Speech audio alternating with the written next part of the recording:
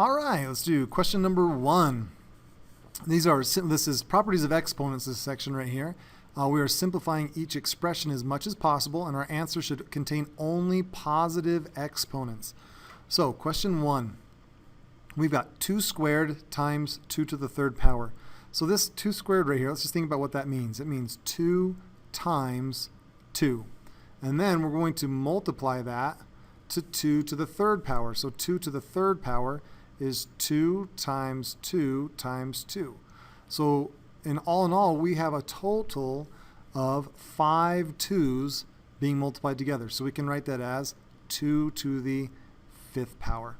And that would be our final answer. We could write that also as we could actually multiply that out. 2 times 2 is 4, times 2 is 8, times 2 is 16, times 2 is 32. So 2 to the 5th or 32, either one. All right, question number 2. We've got all of this, 3m squared n to the 3rd times 2m squared n to the 3rd times 3n. So it's important to, when we look at this, to recognize like this guy right here, 3m squared n to the 3rd. All that really means is 3 is being multiplied to the m squared, which is being multiplied to the n cubed. So we have these 3 things being multiplied together. Since everything here is being multiplied together, one of the properties of multiplication is I can multiply them in whatever order I want. And what I want to do to kind of clean this up a little bit is multiply the like stuff together. So for example, I've got 3, I've got the number 2, and I've got the number 3. I'm going to multiply all of those together first. 3 times 2 is 6, times 3 is 18. Then I've got a lot of terms with some m's in them, or expressions with m. So I've got this one, that's m squared. Here's another m squared. So m squared means m times m. And this m squared is also m times m. And they're being multiplied together. So really I have m to the 4th power. And then we've got our n terms. N to the 3rd, n to the 3rd, and another n. So n to the 3rd is 1, 2, 3 n's being multiplied together. Another 3 n's, 1, 2, 3 for that one. And then one more for this guy, for a total of 7. N to the 7th power. So our final answer is 18 m to the 4th, n to the 7th. All right, question number 3. We've got 2x to the 3rd, y to the 4th, and the whole thing is being raised to the 3rd power. So what this is telling us is we have, let's start with the inside here. We've got 2 times x 3 times, 1, 2, 3, times y 4 times, 1, 2, 3, 4. That's this middle part expanded out. But then we have it right here as being raised to a power of 3, which means this whole thing occurs 3 times. So there's once, and here's the second one, twice, and one more, 2 times x times x times x, 1, 2, 3, 4. So all of this is being multiplied together, so let's multiply the parts that are similar to each other. So we got a 2, and a 2. 2 times 2 is 4, times 2 is 8. Then we got a bunch of x's. There's 3 right there. There's 3 more right there, and another 3. So 3, 6, 9 of them. So x is being multiplied to itself 9 times, so x to the 9th. And then I have a bunch of y's as well. 4 right there, 4 right there, and 4 right there. 4, another 4 makes 8, another 4 makes 12. Y to the 12th power. And that's our final answer. You'll notice that one way you can make this a little bit shorter, you got to be careful about doing these little shortcuts, but you can see this answer up here. If I take, let's start with the y's. I've got 4 y's here, and I need to write it 3 times. So 3 groups of 4, that's 3 times 4, which gives us 12. X's, we've got groups of 3, and there are 3 of those groups. So 3 groups of 3, that's 3 times 3 is 9. And 2's, I've only got 1 of them, right? So it's to the 1st power, and I want 3 of them, 3 groups of 1 2's. So there's 3 groups of having a single 2 in each of them. Multiplied together gives me 8. So I'd multiply that 3 to that 1st power, and I'd get 2 to the 3rd, which is 2 times 2 times 2, which is 8. That's using one of the little shortcuts. Now just only use it if you understand it. If you don't understand it, expand it out like we did right there. All right, question number 4. We've got 2n divided by 4n squared. So that's 2 times n in the numerator and 4 times n in the denominator. Well, if we have something on top, let's look at the 2 over 4 first. 2 over 4, that simplifies, they're both divisible by 2. So 2 divided by 2 is 1, and 4 divided by 2 is 2. And then right here we have n divided by n. Well, whatever this number is divided by whatever that is, they cancel each other out. It's equal to 1. I shouldn't say they do cancel each other out, but it's equal to 1. And so we're timesing. This little piece right here is really like we're timesing by 1. And if you times by 1, nothing happens. So we just say basically those go away because together it makes a multiplication of 1. And what am I left with? Is an n on the bottom. And that's as simplified as we can get. I guess we didn't circle the other one, so we won't circle that one either. So 1 over 2n is our final answer for number 4. Question number 5. 3k to the negative 3 power times 4k squared. All right, so negative powers, let's talk about what we do with that. What we can do is we can change this negative 3 to become a positive 3, but we have to take the exponent and its base, which in this case is just that k. We can take that and move it to the other side of the fraction. So it's right now it's in the numerator. Let's move it down to the denominator, and that will change this exponent to a positive 3. So on top, we still have a 3. We still have the times 4k squared. And now on the bottom, we have divided by k to the positive 3 power. So we've moved that negative down, and now we've got things kind of more like we had on question number 4 up here. On the numerator, we've got 3 times 4, which is 12. So we have 12k squared over k to the 3rd power. In the numerator, we've got k squared, which is like having 2 k's being multiplied together. In the denominator, we have k to the 3rd, which is like having 3 k's being multiplied together. So this is like having 12k times k over k times k times k. So what we can do here is this k cancels out with one of these. Let's get rid of that one. This k cancels out with one of those, and we're left with 12 on the top and a single k on the bottom. All right, question number 6. I look in here and I have a negative exponent, but I don't want to start moving it around. I mean, I could, but I don't want to start moving it around until I've dealt with this power on the outside. So remember, this is going to be similar to question number 3, if you've done that one already. We have 2a to the negative 3 power, b to the 2nd power, 4 times. So 2a to the negative 3, b squared, times 2a to the negative 3b squared times 2a to the negative 3b squared times 2a to the negative 3b squared. There's all of that. And then don't forget this times a. We're here on the end. All right, so let's see what we've got here. We've got a 2, another 2, another 2, and another 2 all being multiplied together. So 2 times 2 is 4, times 2 is 8, times 2 is 16. So we have 16. Let's check out all of our a's that we have. We've got a negative 3 right here, another group of negative 3. So that's a total of negative 6, a to the negative 6. Here comes another negative 3, that's a to the negative 9. And another one, a to the negative 12. So we have a to the negative 12. You could also tack on this one and call it a to the negative 11. But I'm just going to skip that one for just a second. We'll come back to them. Don't you worry. We won't forget about them. And we've got b squared, another b squared makes b to the 4th, another b squared makes b to the 6th, and another 2 of them is b to the 8th. So if you imagine we had 2 b's here, 2 there, 2 there, and 2 there, that's a total of 8 being multiplied together. And then lastly, we have our little a with a positive value of 1 right there. Now the directions say we cannot have any negative exponents in our answer, and I've got a negative exponent right there. So what I'm going to do is I'm going to create a fraction, and I'm going to move this exponent with its base. 16 is not part of the base, just the a is. And I'll move it down to the bottom of the fraction.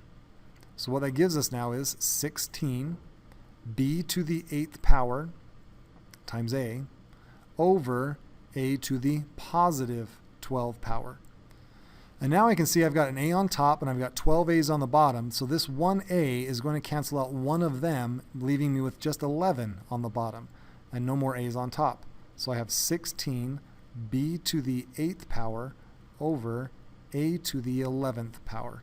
is our final answer for question number 6.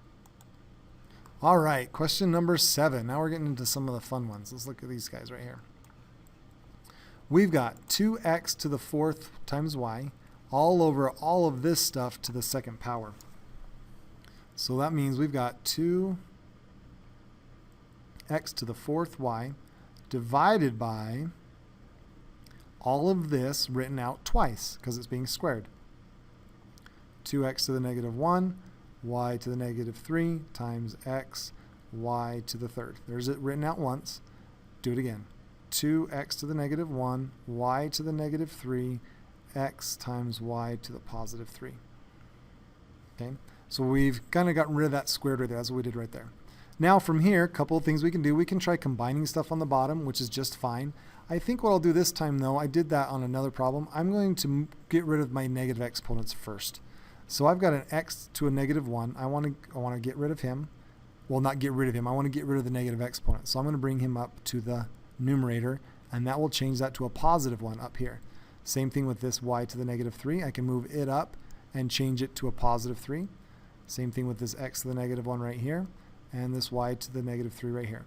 Now, because we're moving them up and timesing by whatever we have already up top, it doesn't matter what order you put them in. I just like putting them at the end. So I've got 2x to the 4th times y times x to the 1st, y to the positive 3 now, another x to the 1st, and another y to the positive 3 after we moved those 4 up. So let's see what we have left in the denominator. We have a 2, an x, a y to the 3rd, times 2, another x, and another y to the 3rd. And now we don't have any more negative exponents, and that's always kind of nice to have. So let's see what we got here in the top. We've got, the only number I have on the top is a 2. How many x's do we got? We've got 4 x's right here. Another one makes 5, and another one makes 6. We got 2x to the 6th. Y's, I've got 1, another 3 makes 4, and another 3 makes 7. Y to the 7th. That's what my numerator is now. In the bottom, I've got 2 times 2, which is 4. X's, I've got 2 of them, x squared. And 3 y's and another 3 y's make y to the 6th power. Now let's see what we can do to simplify this. So I've got 2 over 4. That's just a normal fraction. It simplifies just like it normally does. 2 over 4 can simplify to be 1/2. I've got 6 x's on top and 2 x's on the bottom. So these 2 x's in the denominator will cancel out 2 of them up here, leaving me with 4 x's in the numerator and no x's left in the bottom. I have 7 y's in the numerator and 6 in the denominator. That leaves me with 1 y left in the numerator. So that's our final answer. Let's just clean it up just a little bit so it looks pretty. X to the 4th y over 2 is our final answer. Okay, question number 8. The first thing I notice is I've got a couple of negative exponents, but this is the one I'm concerned about, is this negative exponent right here. So, because it's on the outside of a set of parentheses. So to make my life a little bit easier, here's what I want to do. Because it's hard to, it's like, how do you write this out a negative 4 times, right? 2a squared b to the negative 3 out a negative 4 times. It doesn't quite make any sense. So what I want to do is I want to take this exponent and its base, and I want to move it to the other side of the fraction. So I'm actually going to put it up here. So what I really have on top is I have this a times c times b to the negative 3 power. Probably could have moved him down, but we'll worry about him next. 2 times a to the 4th, b to the 3rd. So that's all the stuff that was up there. And now I have this stuff up there too. Now the base doesn't change. That is still going to be 2a squared b to the negative 3. That did not change at all. Okay, it's the exponent that changes. So this is going to be a positive 4 now instead of a negative 4. So let's see what that does for us. I'm going to clean this. Well, yeah. It's like I don't want to use too many of the little shortcuts. But yeah, let's clean this up a little bit. I've got an a here right here and an a to the 4th. So that makes a to the 5th. I've got this b to the negative 3 and this b to the positive 3. Now if we think about that, what I could do is move this b to the negative 3 to the denominator of all this stuff. So I could draw a fraction, right? In fact, maybe that's what we should just do.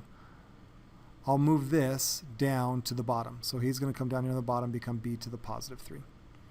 That leaves me with just b to the positive 3 up top. That was this one right here. Oh, and I've got a 2 right there. I didn't even see that 2. Let's put that 2 out in front. And I've got c squared. Okay, so all of this business right here was kind of playing around with that, kind of cleaning it up a little bit. An a right here, 4 a's right there. That makes a to the 5th. There's a number 2. I like to put it in the front. I've got 2 c's right there. This b to the negative 3 came down to the bottom, and this b to the 3 stayed up at the top. Some of you might recognize that, yeah, if I've got b to the negative 3 and b to the positive 3, they will cancel each other out, which is what's going to happen next, right? Because it makes b to the 0 when you do the little shortcut, which is equal to 1. Then on the top, we also have, make this a little bit longer, times this 4 times. 2a squared b to the negative 3 times 2a squared b to the negative 3 times 2a squared b to the negative 3 times 2a squared b to the negative 3.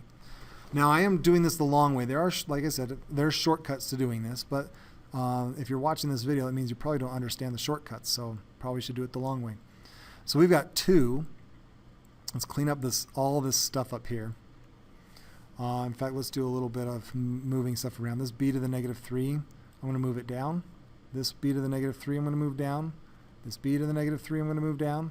And this b to the negative 3, I'm going to move down. So that kind of clears up a lot of it. In fact, what I'm going to do, just so I kind of ran out of room right here, I'm going to erase this stuff over here, just so I have a place to write. Because I don't want to erase that stuff from this problem. That would be pointless. Okay, so here we go. So we've got 2 times 2 is 4, times 2 is 8, times 2 is 16, times 2 is 32. So I have got 32 in the numerator. Let's see how many a's we've got. I've got 5 a's right here. 2 more right there make 7. 2 more make 9. 2 more make 11. 2 more make 13. So a to the 13th power. B's. Because I'm moving all 4 of those ones down, those 4 boxes down, the only b I have up on top is that b to the 3rd power. Unless you've already gone through the trouble of canceling it out, then I don't have it either. And then the c's, this is the only c I have, is that c squared. Okay, now when I move those b's down to the bottom, this became b to the positive 3, this became b to the positive 3, this became b to the positive 3, and this became b to the positive 3.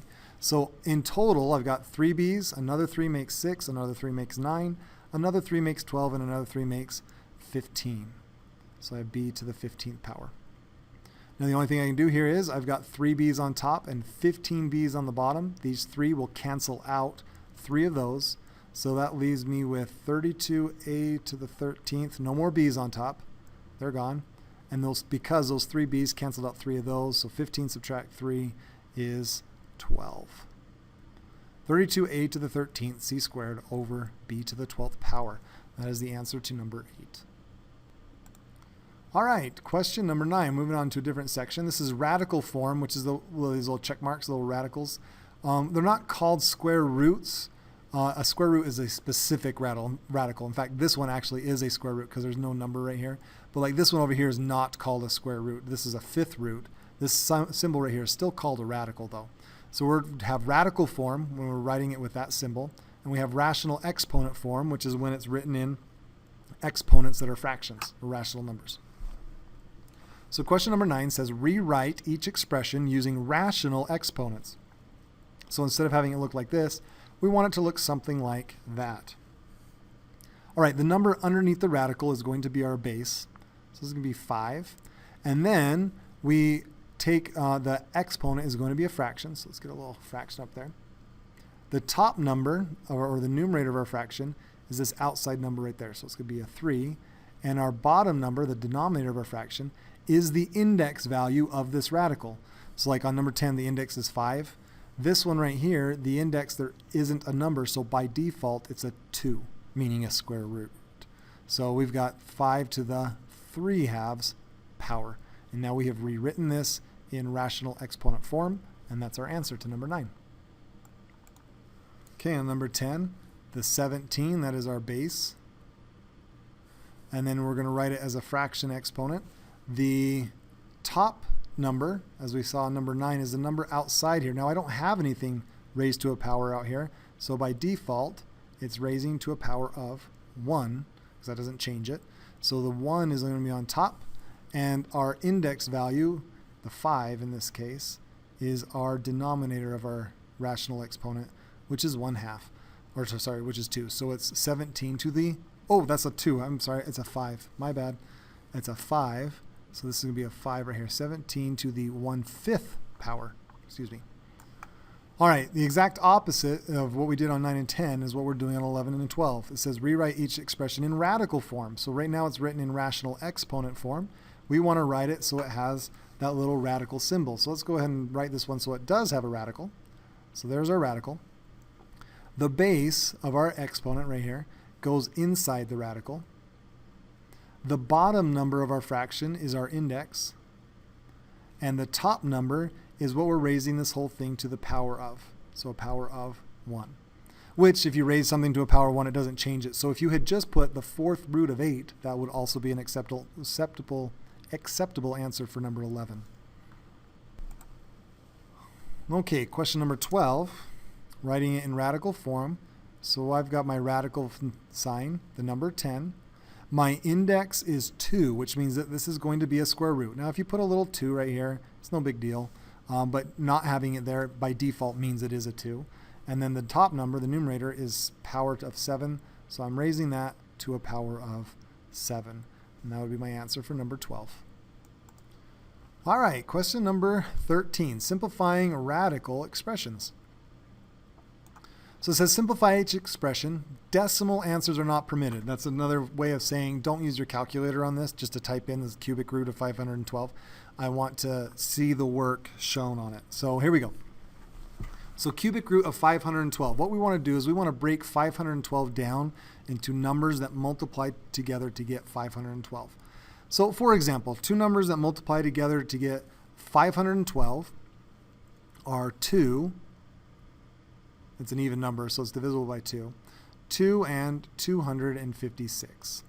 They multiply together to get 512. And I want to keep doing this until I've kind of broken it down into the smallest pieces we can get. So like 2, I can't go any further than that. But 256 I can. It's also even, so it's divisible by 2. So that's 128. 128 is even, so it's divisible by 2. So we get 2 and 64. 64 is even, so we can also divide it by 2. However, just to show you that you can do other numbers as well, 64 is also 4 times 16. So you can do that. And you can also do the 2 and 32. It doesn't matter. 4 becomes 2 and 2. 16, call it 2 and 8. 8, 2 and 4. And 4, 2 and 2. So we have broken 512 up. And so when I look at all of this tree right here, all I really care about are the numbers that did not get broken down. So 512 got broken down, so I don't care about 512 anymore. I don't care about 256 because I broke it down. 128, 64, 4, 16, 8, and 4. I don't care about those numbers because I broke them down into their smaller pieces. And what I have left is 1, 2, 3, 4, 5, 6, 7, 8, 9 2s being multiplied together. So I can rewrite this as the cubic root of 9 2s being multiplied together. There's 3, 4, 5, 6, 7, 8, 9. Okay?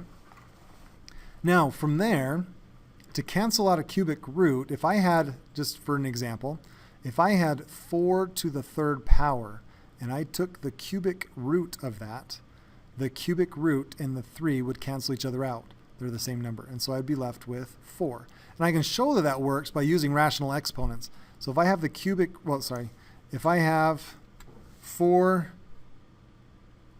to the 3rd power, and it's the cubic root of that, think about what this would look like using rational exponents like we were just doing on our previous 4 problems.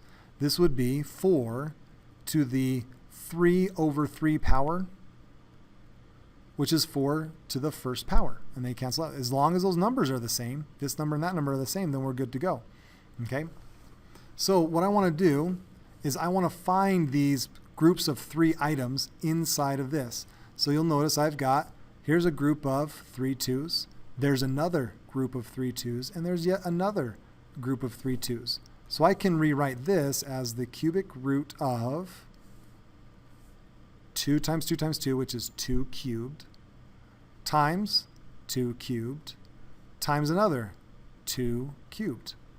Now, one of the properties of, I'm going to erase this right here. Actually, no, I'm going to keep it for just a second. I'll erase it in a second. One of the properties of radicals is if inside the radical, if there is no addition or subtraction occurring, if all it is multiplication or division, then I can rewrite each of these expressions with their own radical.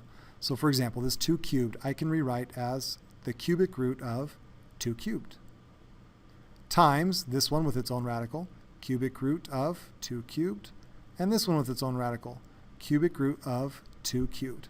Now, as we saw in our example down here, if those cubic roots and the power inside are the same number, then when I rewrite it as a rational exponent, I get 3 over 3, which equals 1, and it's just 4 to the first power, in this my example right here. So the same thing happens here. This is really can be written as 2 to the 3 over 3 power. And this can be written as 2 to the 3 over 3 power, and this can be written as 2 to the 3 over 3 power, which is 2 to the first times 2 to the first times 2 to the first. So 2 times 2 is 4, times 2 is 8. So our final answer here is 8, which means that the cubic root of 512, what number times itself 3 times is equal to 512? The answer is 8. 8 times 8 times 8 is equal to 512. Okay, question number 14. The fourth root of negative 81. All right, so we have a negative inside the radical, which is not the end of the world necessarily. I can rewrite this as the fourth root of negative 1 times positive 81. And since it's radical, I can rewrite these as their own separate radical and deal with them separately. So I have the fourth root of negative 1 times the fourth root of 81.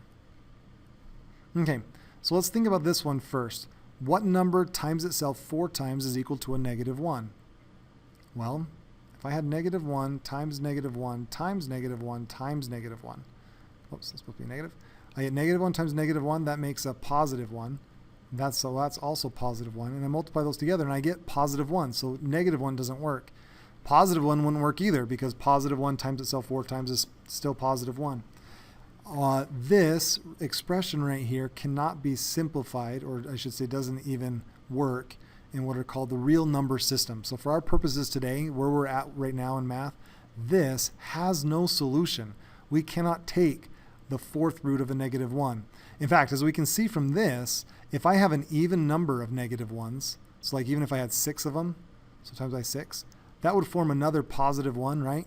And they would multiply together to get positive 1. If I have an even number of negative 1s, I can't solve this. I can only solve it if I had an odd number. So for example, let's say I had 5. So get rid of this guy right here.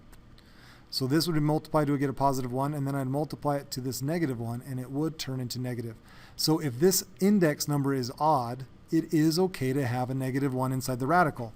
And the answer will be negative 1. So like the cubic root of negative 1 is equal to negative 1. The seventh root of negative 1 is equal to negative 1.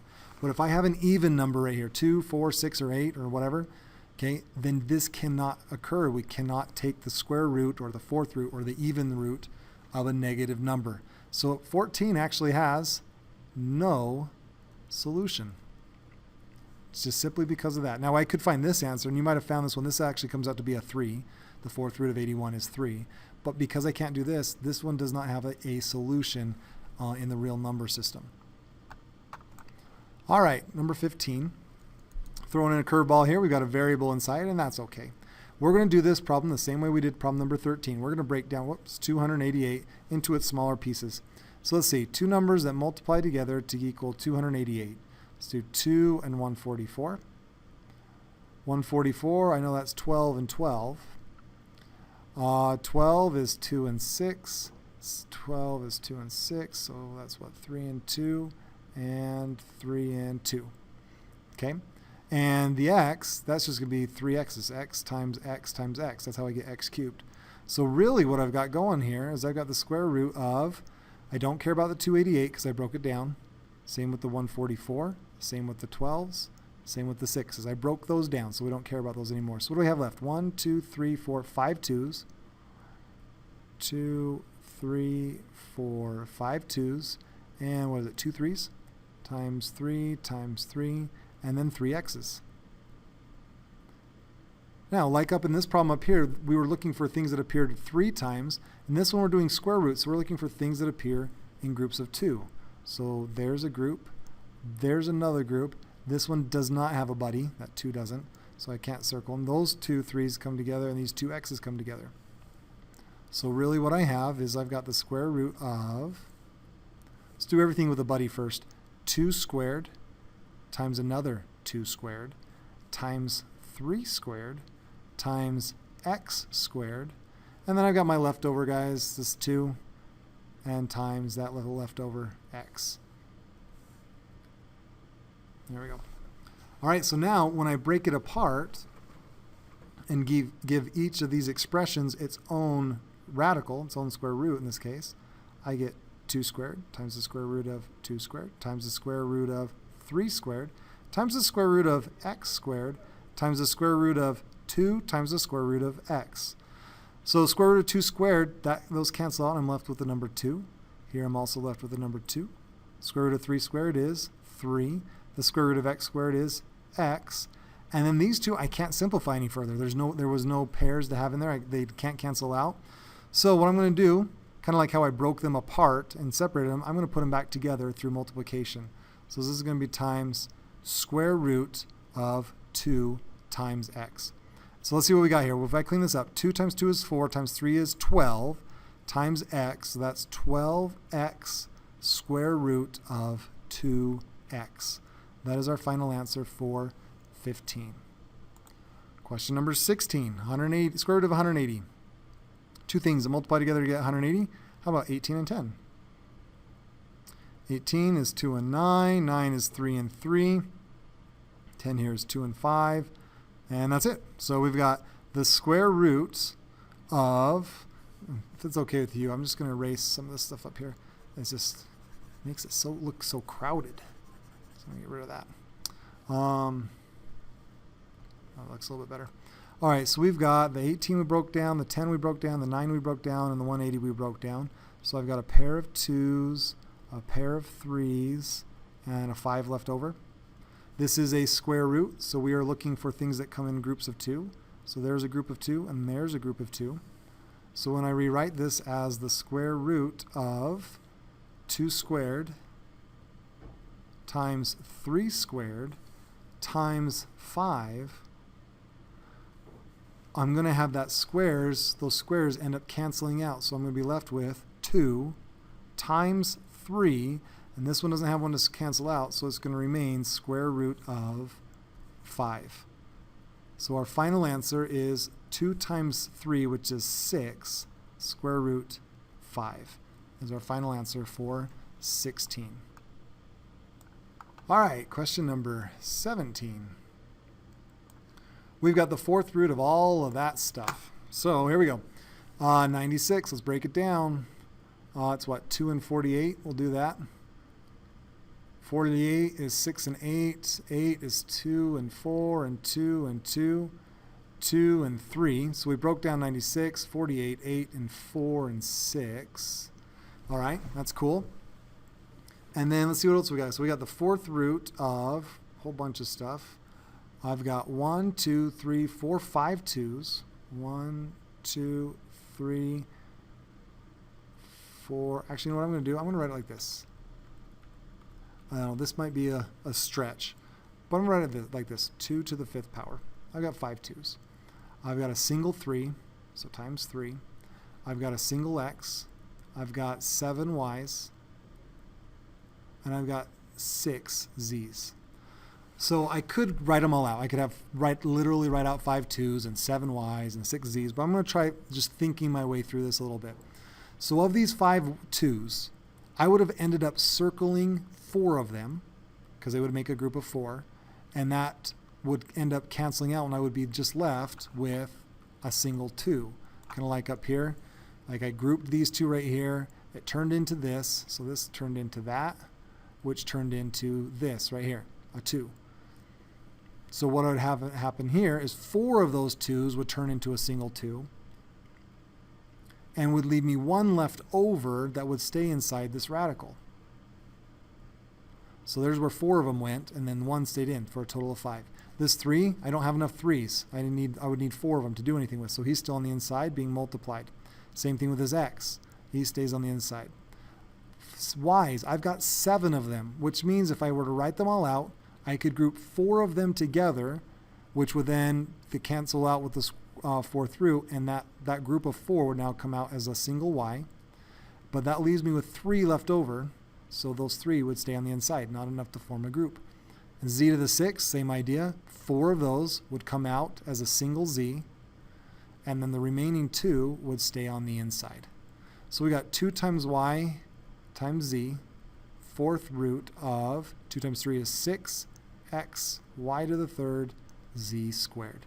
And that's my final answer. All right, question number 18, the cubic root of this fraction right here. So similarly to what we've been doing before, if you come up here and look at the work up here, when I had multiplication going on inside this radical, I could break it apart and give each of those expressions their own radical. The same thing can happen with division. So instead of having the cubic root of this ugly fraction right here, I can really have the cubic root of 8x to the 6th divided by the cubic root of 125y to the 3rd. And then we can solve each of those separately. So let's do the 8x to the 6th first.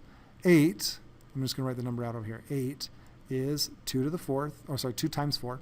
And 4 is 2 times 2. And then I've got 6 x's. So really this is the cubic root of 2 to the 3rd, x to the 6th. Is really what I have on top. In the denominator over there, I don't know why I made that so long, but that's okay. Get rid of that. In the denominator over here, we've got 125. So that's what? 5 times 25 and 5 times 5. So I've got the cubic root of 5 to the 3rd power, y to the 3rd power. And let's see how this gets cleaned up. In the numerator over here, I would have one group of 2's, like 3 of them, one group of 2's. So those 3's would cancel out, and I'd be left with a 2 on the outside of the radical. Here I've got 6 x's, which is 2 groups of 3. So those 2 groups would come out and each be represented with an x. So I'd have x times x, which is x squared, 2 groups of x's. And nothing left over, so I don't have a cubic root anymore. And on the bottom, I'd have those group of 5 3's, so that would come out as a single 5. And a group of 3 y's, which would cancel out with that and come out as well as a single group of y's. And no more left over, so no more cubic root, and that would be my final answer. All right, question number 19. Simplify each expression as much as possible. All right, 16 to the 1/2 power. So we did this earlier on, I think it was question 9 and 10 or something like that, 11, 12, is writing it like this, it might be a little confusing, so let's rewrite it as a radical. So I'm going to have a radical sign. This number goes in the bottom. This denominator is the index right here, so it's a 2, so we're talking about a square root, and raising it to a power of 1. So we're finding the square root of 16 and raising it to first power. No, square root of 16 is just 4, and I can show you that. If I break this down, instead of doing 2 and 8, I'll be a little sneaky about it. I'll do 4 and 4. And look, there's a pair already. So that's really the square root of 4 squared, which they cancel out, and there's a 4. And 4 to the first power is 4. Okay, question number 20. 32 to the 3/5 power. So that's going to be a radical sign with a 32 in it. 5 is my index, and raised to the 3rd power. So we have to figure out what this is and then raise it to the 3rd power. So 32 is 2 and 16. 16 is 2 and 8. 8 is 2 and 4. 4 is 2 and 2. Looks like we've got 5 2's. So this is really the 5th root of 2 to the 5th raised to the 3rd power. The 5th root of 2 to the 5th is 2. 5's cancel out, right? And then 2 to the 3rd power is 2 times 2 times 2, which is 8. All right, question number 21. Ooh, a negative exponent. So let's deal with that first. So to deal with negative exponents, let's make it a fraction and put it over 1. And we're going to move this to the other side of the fraction. So really we have 27 to the positive 4/3 power. Now I don't have nothing left up on top. Technically you can think of this everything up top being multiplied by 1. So even though I move this down, I still have a 1 on top. So it's 1 over 27 to the 4/3 power. Well, that's the same thing as 1 over the cubic root of 27, right? The bottom number is my index, raised to the 4th power. 27, that's 3 and 9. 9 is 3 and 3. So it looks like the cubic root, or what number times itself 3 times to get 27, is 3. So this is going to be 1 over 3 to the 4th power. And you could just leave it like that, or if you want to take the extra step and multiply that out, it is 1 over 81 is the correct answer for number 21. All right, question number 22. We've got the negative 125 to the 1/3 power. So if I rewrite that in radical form, that's a negative 125 on the inside, cubic root right there, and raised to the 1st power. So inside I've got the cubic root of negative 1 times 125, which is the same thing as the cubic root of negative 1 times the cubic root of 125. Now on an earlier problem we had talked about how if you have a negative value inside a radical, it is okay to have that if your index is even. Sorry, if your index is odd. If your index is even, you cannot do it. So we have an odd number index, so that's great. So the cubic root of negative 1 is negative 1. So this is going to be negative 1 times whatever our answer to this comes out to be. Well, 125 can be broken up to be 5 and 25 and 5 and 5. There is a group of 3 right there. So I'd have the cubic root of 5 to the 3rd power, which is negative 1 times 5, which is negative 5. Final answer for 22. All right, question number 23. See what we got here. Simplify each expression as much as possible. So we are now adding or subtracting radical expressions. Now the only way I can add or subtract these together is if the radical part, this portion right there, if they are identical to each other. And then I can combine what's called the coefficients. That's these parts out here. I can combine those together. So you'll see these are all square roots of 2, so I can combine them together. So I have a negative 1 square root of 2 plus 3 square root of 2. That makes 2 square roots of 2. So 2 square roots of 2 from those two. Then if I add 5 square roots of 2, 2 plus 5 is 7. 7 radical 2. 7 square roots of 2 is what we have here. Negative 1 plus 3 plus 5 is 7 square roots of 2. Okay, 24 is a little bit different than 23. You'll notice at first glance it almost seems like we can't do anything. This is a square root of 2, this one's a square root of 3, and this one's a square root of 27. So at first we can't do anything. But square root of 27, that's a pretty big number. Let's see if we can break it down a little bit. Square root of 27, so that's going to be 3 times 9, and 9 is 3 times 3. So this is really, put a negative 3, square root of 3 squared times 3, right? Pair of 3's, squared times 3. So this one's going to come out. So I already have a negative 3 out there, times that one that's going to come out. This one stays in. So I have a negative 9 square root of 3. So really this actually is a square root of 3. It is comparing apples to apples with that one. So we've got 3 root radical 2 plus 2 radical 3 minus 9 radical 3. So I can combine those two together. So can't do anything with this one, so it's still 3 square roots of 2. And I have 2 minus 9 is negative 7 square root of 3. And that right there is as simplified as we can possibly get. All right, final question, number 25. Right now, the two radicals are different. Let's see if we can make them the same. So we've got square root of 12. So we can break that apart to be 3 and 4. And 4 is 2 and 2. So I get this negative square root of 2 squared times 3, which that 2 is going to come out and leave me with negative 2 square root of 3. This one, 48, that's 4 times 12. 12 is 4 times 3. Ooh, look at that. We can stop right there because there's a pair. So this is really the square root of 4 squared times 3. 4 squared, that's going to come out. So we have plus 4 radical 3. So that's how both of those simplify. And now they have the same radical, so I can combine them together. Negative 2 plus 4 is a positive 2 square root of 3. And that is our final answer.